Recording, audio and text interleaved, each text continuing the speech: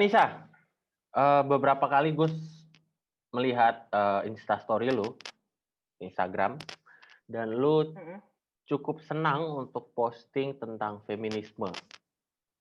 iya. Apakah lu orang yang menggilai paham feminisme atau gimana?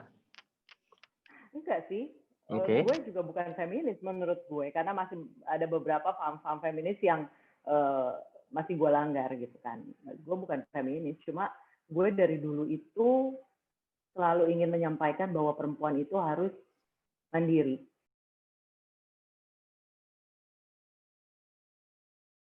Lu tahu kan, Nes, di Indonesia ini kan masih budaya patriarki banget ya. Yap. Jadi kayak laki-laki itu di atas segalanya.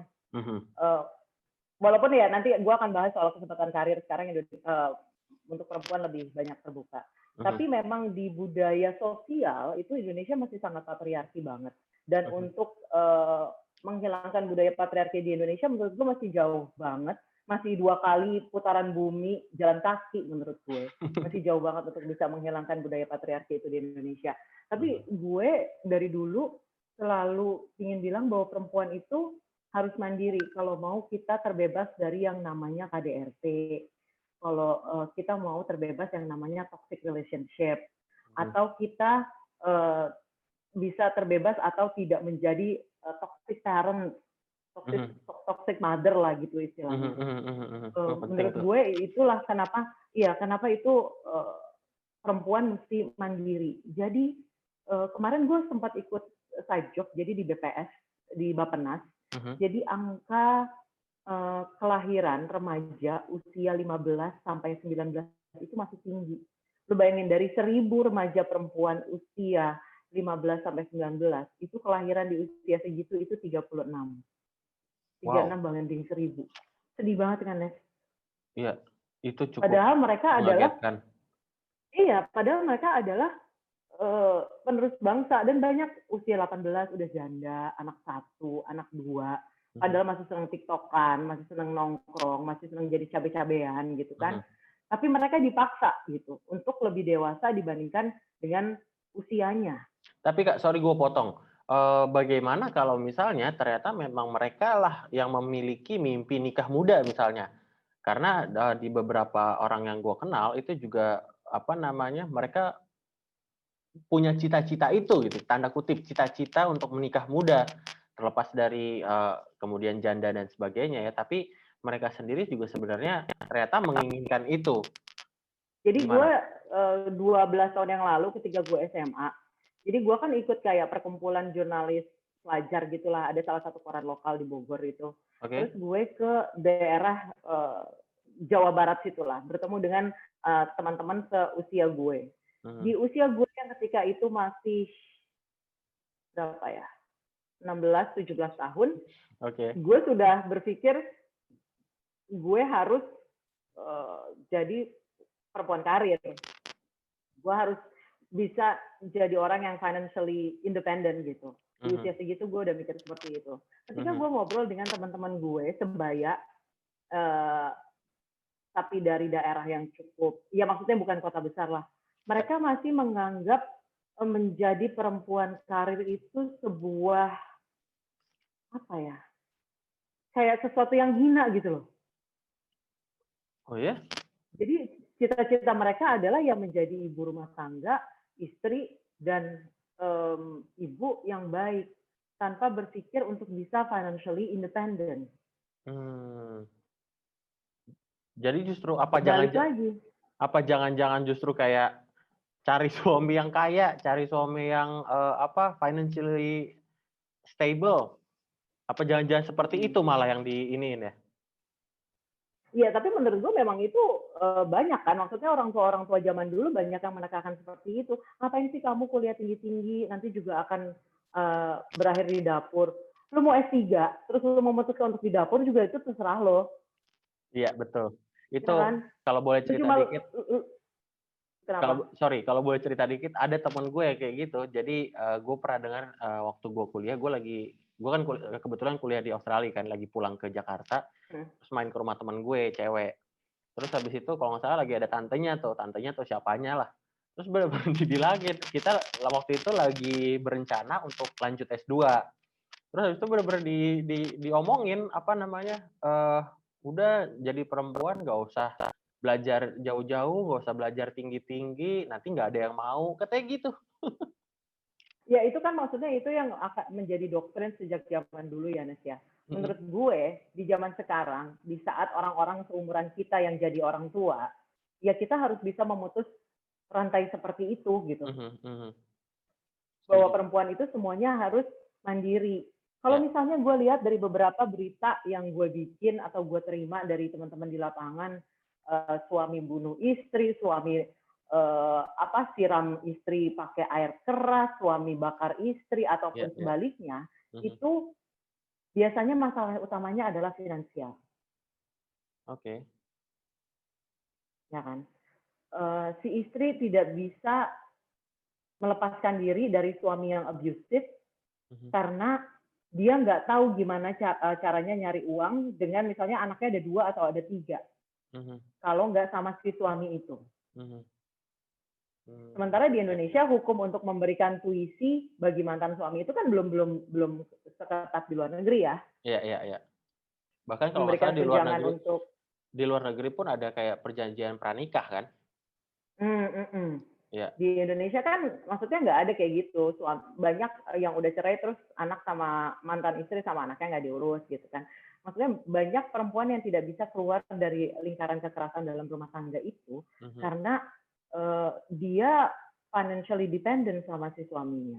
Dia mhm nggak bisa hidup kalau misalnya tidak didanai oleh si suaminya gitu. Atau suaminya nuntut banyak, sementara kasih uangnya cuma dikit, terus istrinya marah, terus akhirnya terjadi kekerasan sampai akhirnya si istrinya mati atau suaminya meninggal, itu banyak sekali kejadian seperti itu. Gue pernah, Nes, jadi gue meliput, gue lupa tahun berapa, kayaknya 2012. Jadi oke. ketika itu sempat heboh banget berita, ada bayi kembar Mhm yang akhirnya meninggal, mhm ditolak di rumah sakit. Oke, terjadi pro kontra di situ. Dokter membela diri, sementara masyarakat menghakimi rumah sakit yang komersial, gitu mhm kan. Gue meliputlah si ibu dan si bapak itu. Ternyata si ibu usianya 21, ya. Si mhm. bapak usianya 20. Waduh.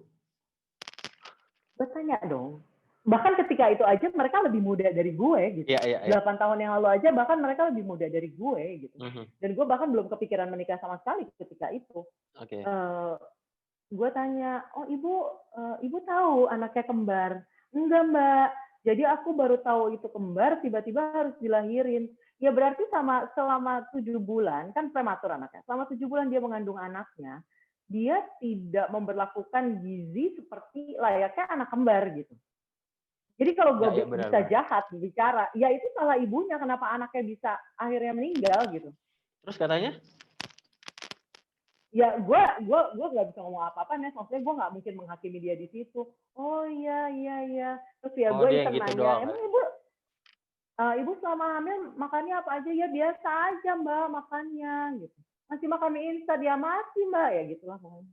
Sorry, tapi Gue ini yang terjadi di mana, Kak? Jakarta. Oh, surprisingly.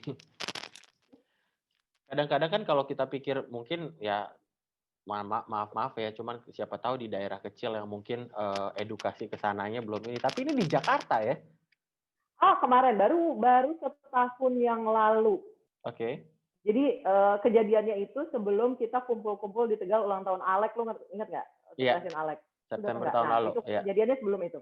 Ya, gue itu habis wawancara. Jadi sebelumnya ada video viral Mhm eh, seorang ibu bawa jenazah bayi pakai motor, terus macet banget. Akhirnya ditolongin sama polisi. Polisi yang nganterin si ibu itu ke rumah duka. mhm Ternyata ibu-ibu yang menggendong itu bukanlah ibunya, mhm. tapi nenek dari si almarhum bayi itu. Oke. Jadi ceritanya anaknya melahirkan di usia 19 tahun ternyata. Heeh, Tapi bayinya ternyata meninggal. mhm. Dan lu tahu neneknya usianya berapa, Ernest? Berapa? 36. Tahun lalu itu nenek cuma beda 3 tahun umurnya sama gue. Itu di Jakarta, Ernest. Gue berusaha mengkorek ke si nenek ini, ke si ibu ini. Mhm. Gue penasaran dengan keberadaan ayah dari si bayi ini dong. Iya, iya. Ya gue nanya, gimana ibu sebelum melahirkan sampai akhirnya dinyatakan sudah meninggal? Itu seperti apa? Ada tanda-tanda sakit apa segala macam? Gue berusaha mengkorek itu. Mhm. Dan dia tidak ada sama sekali cerita soal keberadaan si ayah dari si bayi ini. Dia bilang, iya kan anak saya tidurnya sama saya selama hamil. Terus yang nganterin jenazah itu adalah om dari si bayi ini dan si ibunya. Si Mhm. neneknya itu, nenek dari si bayi ini. Bukan bapak dari si bayi ini. Gitu. Gue tidak mendengar dia menyebutkan menantu saya atau suami anak saya gitu. Itu sama sekali tidak tercetus di mulut dia. Gitu. Oke, tapi balik lagi Kak, sebenarnya yang kita omongin ini ya, itu kalau menurut gue pribadi ada 2 kemungkinan. Jadi antara pertama itu bisa menjadi sebuah tuntutan sosial, atau kita nggak bisa menyangkal bahwa ketika kita mencoba untuk berargumen aja ya, cuma sekedar berargumen, itu kemudian kita dianggap, nggak menghormati yang lebih tua. Kita nggak bisa menyangkal itu bahwa Ya. masih terjadi seperti itu. Gimana menurut lo? Kalau menurut gue untuk merubah mindset mereka yang sudah tua itu sulit. Lebih baik kita merubah mindset kita yang masih muda aja. Kayak dari kecil kan kita selalu dicekokin oleh fairy tale gitu kan ya Nes ya. Mhm, mhm. Cinderella. Terus Ya. kemudian happily ever after, happy ending adalah ketika menikah dengan si pangerannya. Padahal lu nggak tahu kan, itu Cinderella ada masalah nggak sama menantunya? Ada masalah nggak sama ibu mertuanya? Iya, Masa ibu iya. mertuanya kayak setan kan kita nggak tahu. Jadi banyak orang yang berpikir adalah, gue lelah mencari duit, gue lelah dengan kehidupan miskin gue, gue mau menikah aja. Kalau menurut gue menikah bukan akhir dari masalah, tapi adalah masalah baru gitu kan. Iya, Pada iya, saat iya. lo menikah. Oke, cerita Cinderella, cerita Snow White, apa segala macam berakhir dengan pernikahan happily ever after. Tapi kan Mhm. setelah itu nggak diceritain. Ternyata kakak iparnya Cinderella, kakaknya si pangerannya kayak setan kan kita nggak tahu. Meskipun Ibu mereka mertuanya julid, meskipun mereka tinggal di istana dan sebagainya, kita nggak tahu, siapa tahu kesusahan bayar listrik, bayar pajak ya. nah itu dia. Apalagi yang masih kayak gue gini yang masih banyak teman-teman gue yang masih KPR apa segala macem gitu kan. Mhm, Maksud gue ya memang beberapa masalah selesai karena saat lo menikah, tapi kemudian datang masalah baru yang menurut gue lebih complicated gitu. mhm, mhm. Gue sih selalu ngomong dulu kalau misalnya temen gue ada yang patah hati atau gue misalnya lagi patah hati, lo tau mimpi gue apa? Gue Apa? harus belajar yang bener, gue harus bisa sukses supaya bisa belanja di PS lantai 1. Itu adalah motivasi gue sejak gue remaja, belanja di PS lantai 1.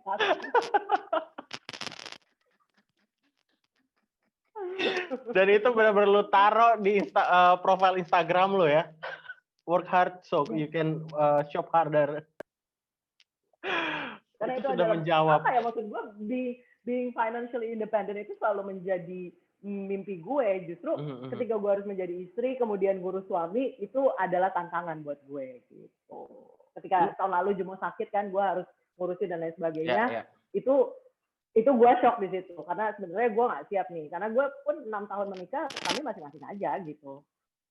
Dia Dan bisa sebenarnya ngurus dia sendiri, gue kenapa? sebenarnya sorry, apa, gampangnya sih ya, kalau menurut gue pribadi ya secara kan laki-laki itu sebenarnya, panjang umurnya itu sebetulnya tidak sepanjang perempuan kalau menurut, ilmu pengetahuan ya. Dan ketika Iya suaminya ya. nggak ada, ya kalau istri yang nggak kerja kan, ya apa kabar gitu kan. Itu gampangnya Nah aja. itu dia Nes maksudnya um, dulu tuh orang tua gue selalu bilang jadi perempuan itu harus punya ability, harus punya kebisaan. Mhm. Jadi kalaupun memutuskan untuk tidak bekerja, setidaknya bisa masak, bisa jahit dan lain sebagainya gitu. Iya. Dan ternyata gue memang tidak berbakat di sesuatu yang berbau sesuatu yang feminim gitu. Kayak masak gue goreng nugget aja gosong Nes. Gue dulu zaman belum punya teko yang bunyi itu gue pernah berapa kali membiarkan gue masak air buat bikin kopi itu sampai airnya habis. Jangan-jangan lu kalau masak air mau bikin mie instan, itu jangan-jangan lu cicip dulu ya, ini airnya udah matang belum ya? Dan bahkan gue sering masukin mie instan tanpa nunggu airnya mendidih karena gue gak sabar. Kalau boleh tahu Kak, lu sebenarnya sejak kapan lu punya pemikiran seperti ini? Atau dari mana lu punya kemudian bisa berpikir sejauh ini gitu? Dari kecil, Mas. Dari kecil? Dari kecil. Jadi memang gue dari kecil, gue belum tahu gue pingin jadi apa, tapi gue pingin jadi wanita karir. Itu. Oke. Jadi gue pernah waktu itu saat gue lulus kuliah kayak ada kayak kelas gitu untuk kayak apa forecasting yourself gitu kan in the next 10 years ke depan seperti apa. Bahkan di kelas gue itu tidak ada keluarga, tidak ada anak. Jadi kerja, temen, ya maksudnya keluarga gue sendiri ya, maksudnya keluarga yang gue bikin sendiri kayak gue suami anak segala macam tidak ada di keluarga inti ya. Ya kalau keluarga ibu keluarga bapak besar. gue itu ada di keluarga besar gue itu ada di kelas gue, tapi itu tidak ada soal gue anak dan lain sebagainya, tidak ada. Jadi kebanyakan keluarga besar, teman, material things, rumah apa segala macam, tas sepatu dan lain sebagainya gitu. Kerja. Berarti lu benar-benar nggak apa? Gimana bilangnya? Menikah itu sebenarnya bukan sebuah kewajiban buat lo. Di agama gue juga bilangnya sunnah, kok bukan wajib. Iya. Gimana lu ngelihat sekarang pandangan sosial mungkin ya dibilangnya itu lahir, sekolah, SD, SMP, SMA, kerja, menikah, punya anak, punya cucu, gimana? And repeat. Nah, itu dia. Seolah-olah itu adalah sebuah template yang udah fix. Jadi gue punya pandangan bahwa semua manusia yang dilahirkan ke bumi itu ada purpose-nya. Jadi lu sudah harus siap kalau ternyata nanti pada saat lu tua anak lu nggak ngurusin lo. Iya. Karena dia ngurusin dunia.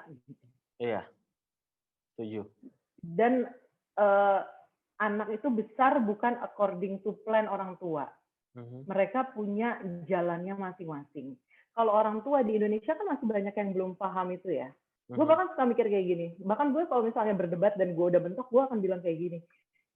Anak gak pernah minta untuk dilahirin. Tapi ketika mereka lahir, mereka dipaksa untuk memenuhi hasrat orang tuanya.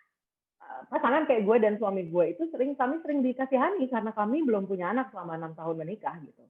Bahkan suka ada yang nanya, udah nikah Kak? Sudah punya anak belum? Oh baru ya nikahnya? Enggak, sudah 6 tahun, gue bilang gitu. Oh iya nanti bentar lagi juga dapet kok. Gitu. Ya gue sih gue aminin aja, nggak mungkin gue nggak mau gitu ya, nggak mungkin gue kayak gitu kan.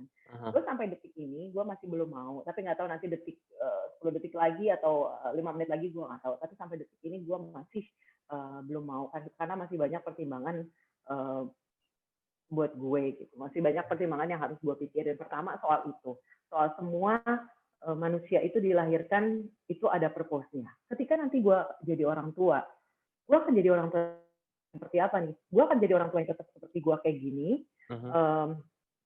meyakini bahwa setiap manusia itu yang lahir ada purpose-nya, atau gue akan jadi seperti orang tua kebanyakan yang memaksakan kehendak kepada anaknya. Gue kan nggak tahu nanti gue akan berubah atau enggak. Kayak misalnya nih, sepupu gue atau saudara gue ada curhat, iya anak gue gini nggak bisa kasih tahu, lalala, gue pinginnya dia gini tapi dia pinginnya seperti itu. Terus gue kasih argumen dong, ya lu kasih kesempatan lah anak lo untuk gini. Terus mereka by the end of the day kan bilang, lu sini nggak pernah ngerasain punya anak gitu loh. Gue takut kalau misalnya nanti ketika gue tua, gue akan sakit hati ketika anak gue lebih memilih jadi dokter without border di Suriah dibandingin ngurusin gue. Oke. Jadi kalau misalnya, dan satu lagi yang menjadi pertimbangan gue, menurut gue saat ini bumi itu sudah terlalu penuh dengan manusia.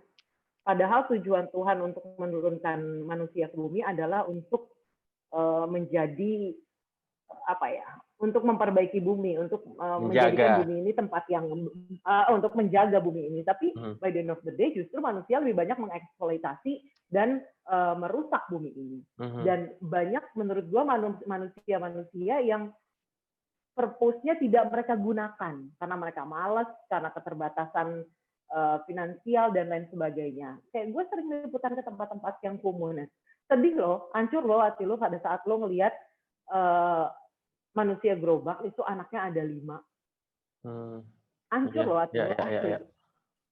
Ngelihatnya aja, orang biasa Menurut ngelihatnya gue, aja harusnya kayak gitu.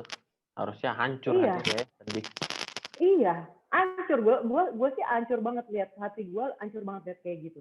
Terus kemudian gue juga sering bikin berita kayak yang anak dibunuh sama ibu, anak dibunuh sama bapak, anak ditelantarin di garasi kerangkeng sama orang tuanya dan lain sebagainya.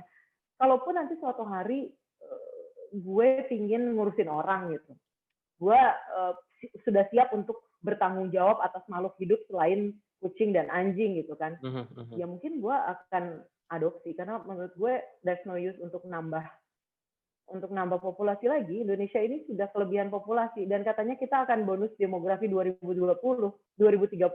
Kok gue nggak yakin itu akan jadi bonus ya? Mmm, Gue yakinnya itu akan jadi ya half beban lah. iya iya iya. Jadi sebenarnya lu sampai sejauh ini lebih kepada lu pengen meyakinkan diri lu dulu gitu ya, bahwa ketika lu akhirnya memutuskan punya anak, ya you will be a good parent. Hmm, iya, iya mungkin. Dan gue bisa apa ya? Gue bisa jadi cool, lebih ke cool parent gitu kali ya. Tapi sampai saat ini gue pikir masih akan nambah populasi aja gitu. Oke, Karena gue senang banget sama kucing dan gue senang kucing ras karena ya. kucing ras lebih lucu, lebih gendut segala macam. Tapi gue memutuskan untuk memungut kucing di jalan Mhm. karena menurut gue harga yang gue keluarkan untuk beli kucing ras, suami gue gila, itu sama mungkin harganya sama kayak gue ngasih makan kucing di sekecamatan Kebonjeruk ini gitu, ya kan? Ya ya ya ya ya. Ngapain ngapain kita ngejar sesuatu yang kadang-kadang justru ngerugiin kita gitu ya. Iya, iya. Lebih baik dengan misalnya gue beli kucing ras aja 3 juta, mendingan gue beli tuh makanan berapa karung, gue drop dah tuh di shelter. Ya kan? Exactly. Terus Anyway gue ambil kucing di jalan aja. anyway Kak, menurut lu kalau misalnya dari semua pandangan yang kita bahas ini ya, eee, ya gimana ya, gimana cara kita sebaiknya untuk menyampaikan pendapat kita ini gitu, supaya, orang-orang ini tuh bisa minimal bisa menerima apa yang kita pikirkan, apa pendapat kita gitu loh, bahwa ya sebetulnya lu mau kayak gitu silahkan, lu mau ngikutin tuntutan sosial ini silahkan, tapi ketika gue punya pendapat seperti ini, please hargain dong gitu. Hmm, ketika itu datang dari orang yang seumuran kita masih bisa diskusi. Mhm, Tapi ketika itu datang dari orang yang lebih tua dari kita, nanti ya balik lagi, kita akan terjebak di lingkaran setan pada saat anak membantah adalah dicap anak durhaka. Gitu. mhm mhm. Ya kan? Itu menurut gue adalah lingkaran setan. Seorang anak tidak pernah meminta untuk dilahirkan. Ketika dia dilahirkan, dia dipaksa untuk memenuhi hasrat orang tuanya. Ketika dia punya hasrat sendiri, punya cita-cita sendiri yang berlawanan dengan keinginan orang tuanya, dia akan dicap anak durhaka. Karena Exactly. dia di awal juga nggak pernah minta untuk dilahirin. Yang Mhm minta untuk anak itu hadir adalah si orang tuanya. mhm. Gitu kan? Kalau dari keluarga lu sendiri pernah ada tuntutan-tuntutan kayak gitu, Kak? Kalau nyokap bokap gue sudah berhenti bertanya. Cuma kalau misalnya gue lagi intimate nih sama nyokap gue, Mhm. suka nanya, kamu tuh kenapa sih Dek kok kayak begini? Ya gue kalau kayak gitu gue cerita apa adanya aja. Kadang-kadang gue bercandain gitu kan. Ya Kayak ya misalnya, ya. mama sih dulu suka ngomong. Gue kan dulu waktu kecil bandel banget ya. Dia anak setan lah. Bandel banget lah pokoknya. Mama sih dulu suka ngomong, oh, kamu nih bandel banget. Nanti lihat anak kamu lebih bandel dari kamu. Jadi kan saya takut punya anak gue suka gue bercandain kayak gitu nyokap gue. Ya Mhm. nggak mungkin gue memberikan pandangan gue yang sedemikian frontal gitu. Iya iya iya. extended family suka ada yang nanya, tapi gue bilangnya nanti pengen keliling dunia dulu, gitu. Terus gue melengos. Kalau dari suami lu sendiri gimana Mas Jumo?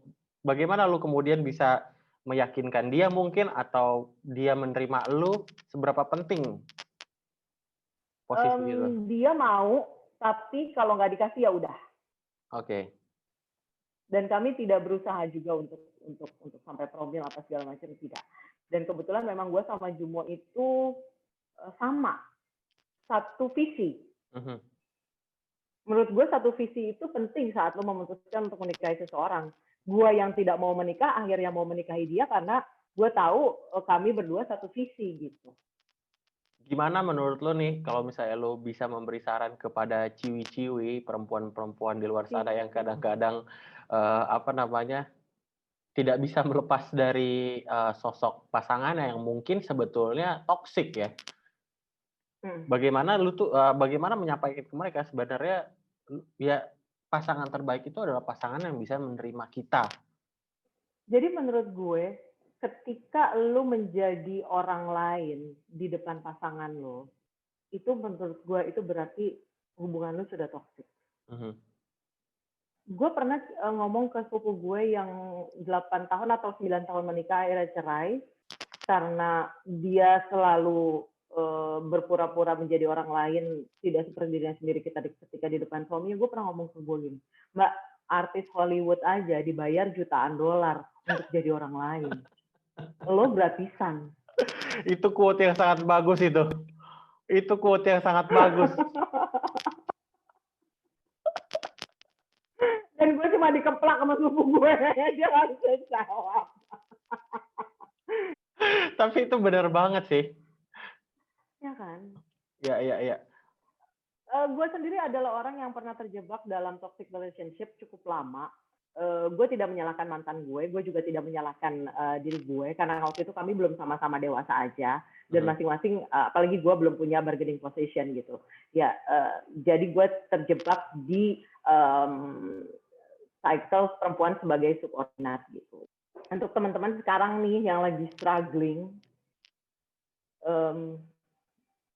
jangan pernah buat diri lu tergantung sama orang lain. Mau pasangan lu, mau orang tua lu, terutama di masalah finansial. Menurut gue setiap perempuan itu harus financially independent.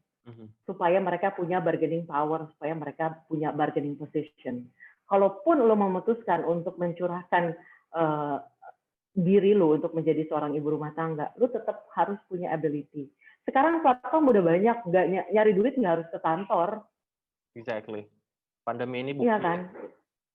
Yes, pandemi ini adalah bukti bahwa nyari duit nggak harus ke kantor. Ya lu gunakan platform itu. Tetap aktif.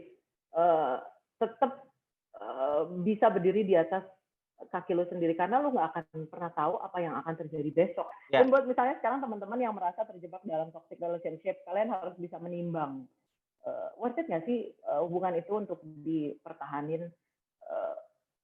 Hubungan itu apakah akan menghancurkan mimpi kalian atau justru mewujudkan mimpi kalian. Pokoknya menurut gue kalau misalnya kalian merasa terjebak dalam toxic relationship, diudahin saja. Masa depan itu terbentang luas, tidak sesempit pikiran kalian, tidak sesempit apa yang dikatakan pasangan kalian. Masa depan kalian kalau kalian mau berusaha untuk meraih itu, gue rasa masih akan terbuka lebar. Apalagi sekarang kesempatan karir menurut gue lebih mudah untuk perempuan dibandingkan laki-laki. Such a powerful message from Anissa Dasuki. Kalau mau belajar. Apalagi kalau lu cakep, lu cukup pinter sedikit aja, itu lu sudah diakui. Because life is easier for beautiful people, oke? Okay? Satu lagi, kalau misalnya tuntutan sosial itu buat lo frustrasi, santai aja. Yang jalanin hidup lu, bukan tetangga lu, bukan bude lu, bukan pak de lu, bukan om lu, bukan tante lu, bukan orang-orang di sekitar lu. Yang jalanin hidup lu adalah lu. Lu yang menentukan kebahagiaan lu seperti apa, bukan ditentukan oleh tuntutan sosial dari orang lain. Exactly. Mereka nggak bisa bayar listrik lu, mereka nggak bisa membuat lu kenyang. Ngapain didengerin ya? Mereka kalau misalnya maksa gue punya anak, mereka mau bayarin anak gue sekolah di Cikal kan enggak kan? Kecuali mereka mau bayarin anak gue sekolah di Cikal nggak apa-apa. Boleh lo dengerin ya. Kalau kayak gitu. Anyway, Kak Anissa, thank you so much for your time. Ini sebuah perbincangan yang sangat insightful, yang sangat menurut gue sangat berbobot dan bermanfaat ya. Mudah-mudahan bisa pesan-pesan ini bisa tersampaikan dengan baik. Ada yang pengen lu sampaikan kepada orang-orang yang menonton ini sebelum kita tutup? Oke, di masa pandemi ini gue punya pesan buat teman-teman yang nonton YouTube channel ini. Percaya aja deh apa kata pemerintah. Ikutin aja anjuran pemerintah daerah lo, pemerintahan kelurahan lo, pokoknya ikutin pakai masker, jaga jarak, cuci tangan, nggak usah kumpul-kumpul, nggak usah kongko-kongko, ikutin aja apa anjuran pemerintah. Nggak usah sok-sokan lo percaya teori konspirasi, karena kalau lo yang kena COVID, lo yang ngerasain, bukan pemerintah yang ngerasain. Lo yang sesak napas, bukan pemerintah yang sesak napas. Oke, pemerintah cuma bertugas untuk membayarin pengobatan lo doang. Yang ngerasain sakitnya adalah lu sendiri. Bayarnya Terus juga jangan lagi. lupa follow, subscribe. Nah, bayarnya enggak sih, ada yang dibayarin pemerintah. Oh iya benar. Anyway. Oke, satu lagi nih. Ya. Jangan lupa follow, subscribe, komen YouTube channelnya Esa Kreasi. Terus Instagramnya juga boleh di follow kakak, boleh banyak tips-tips soal marketing dan lain-lain kakak. Apalagi di masa pandemi ini kakak, makin banyak dapat ilmu lewat online kakak. Amin. Terima kasih banyak Kak Anissa. Sekali lagi, thank you. Semoga sukses terus, sehat selama pandemi ini, tetap bisa positif. Amin. Secara fisik dan psikologis ya. Keluarga juga baik-baik aja semua. Amin, lu juga. Amin. Terima kasih Kak Anissa, terima kasih juga yang sudah menonton video ini. Sampai jumpa di video kita selanjutnya.